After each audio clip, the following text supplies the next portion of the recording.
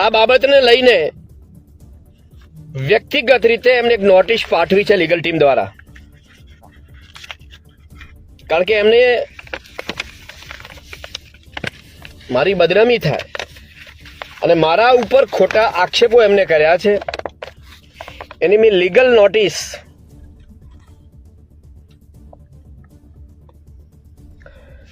અને મારા advocate SU Thakkar આદરણીય એમને મોકલી આપી છે.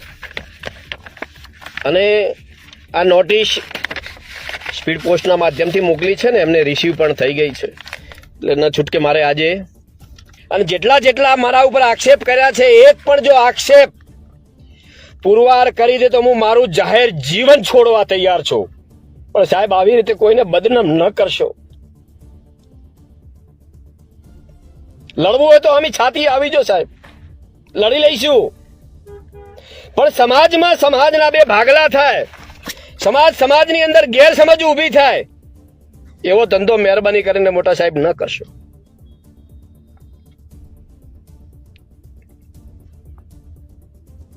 મહેરબાની કરીને ન કરશો સાહેબ. ખૂબ પીડા થાય છે અંદરથી.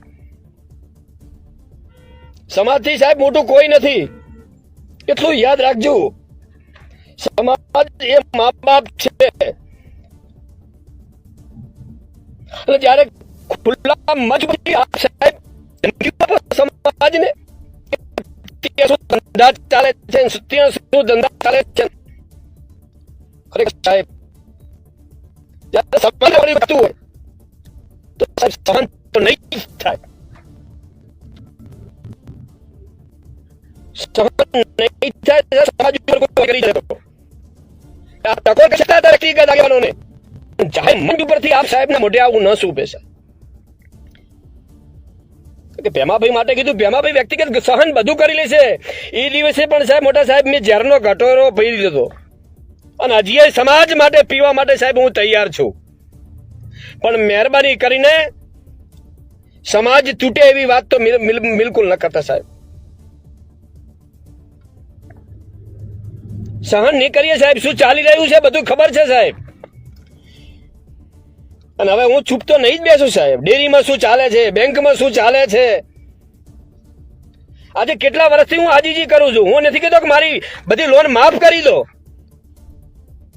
આ ઠીક છે, મારા સમય સંજોગ વચમાં એ 2 વર્ષ માટે નબળા આવ્યા છે, હું નથી ભરી શક્યો અને હું 11માં ભરવા માટે તૈયાર હતો. તમે સમાધાનમાં નથી આવતા. અહીંયા વારંવાર આવીને તમારે ફરી જવું છે, કોર્ટમાં આવીને ફરી જવું છે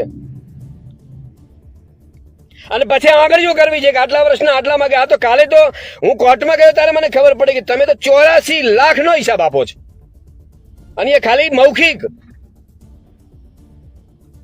7 લાખના 84 લાખ હોય ખરા સાહેબ? મારે આજે સમાજને પૂછવું છે. શું આ વ્યાજબી વાત છે કે 7 લાખ મૂડી બાકી છે અને આજે 15 વર્ષના 84 લાખ? એમને તો અગાઉ એકવાર રૂબરૂ મળવા ગયો ત્યારે 1 કરોડ ને 20 લાખનો હિસાબ આપ્યો. 1 કરોડ 20 લાખ ભરવાનું થાય છે, તમારે ભરવા જ પડશે. હવે હું કહો મારે સમાજને કેવું છે? સમાજ મારો મા બાપ છે.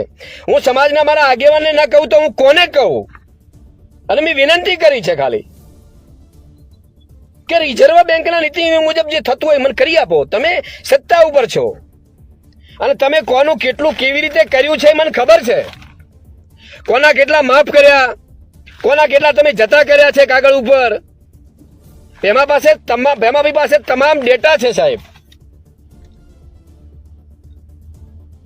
કોની કેટલી કરોડોની લોનો બાકી છે બનાસ બેંકની, એના પણ ડેટા મારા પાસે છે.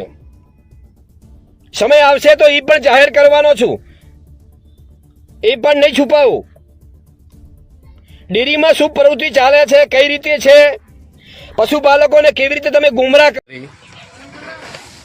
થોડા દિવસ અગાઉ વિધાનસભાના માનનીય અધ્યક્ષશ્રી અને ચૌધરી સમાજના અમારા આગેવાન એવા માનનીય શંકરભાઈ લખધીરભાઈ ચૌધરીએ રાધનપુરની એક સાધારણ સભામાં વ્યક્તિગત મારા ઉપર કેટલાક એમને આક્ષેપો કરેલા અને એ આક્ષેપો જ્યારે મને મારા મિત્રોએ મને વાત કરી કે શંકરભાઈ આવા તમારા ઉપર આક્ષેપો કર્યા છે, મોડી રાત્રે મને ખબર પડી અને એ જે આક્ષેપો મારા ઉપર કરેલા એના વિડીયોની ક્લિપો અને સોશિયલ મીડિયાના માધ્યમથી મને મળેલો ત્યારે મને ખૂબ દુઃખ પણ થયું કે મારા સમાજના અને એક સર્વોચ્ચ સ્થાન ઉપર બેઠેલા વ્યક્તિ આવું બોલી શકે ખરા.